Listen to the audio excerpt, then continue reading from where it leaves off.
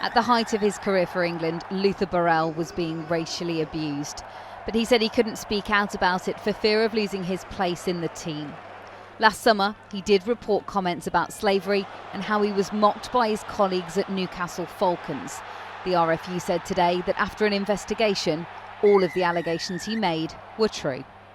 It took me several months to actually speak out in the first place. So it feels like it's been going on forever. I almost didn't do it. Fast forward, almost a year, and here we are. And I'm very happy that I have spoken out.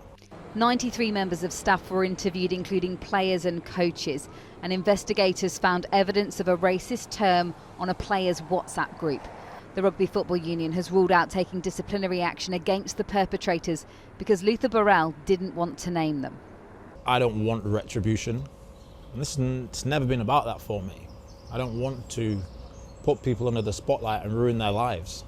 I think if I'd have started naming the perpetrators, we wouldn't be having this conversation now. So, look, ultimately it was my dignity and I'll carry that torch. As part of its own inclusion and diversity research, the RFU has found racism was a problem in every area of elite rugby. Inappropriate and discriminatory comments were not one-off incidents, and that reporting of discrimination was low across the whole sport. Floyd Steadman was the first black captain of a senior rugby union side when he played for Saracens in the 80s. He says this is a real moment for the game. I had those experiences a generation ago. But a generation ago, people weren't prepared to listen. Luther realised that, yes, he will take some flack, but there will be enough good people that will listen. The RFU says Luther spoke out because he wanted to eradicate racist behaviour from rugby union. But he says it hasn't been without consequences.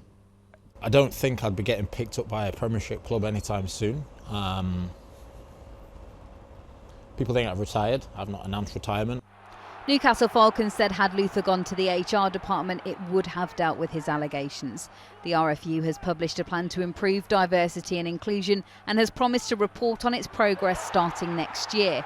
But Luther hopes his actions will now stop other players leaving the sport. Stacey Foster, News at 10, Manchester.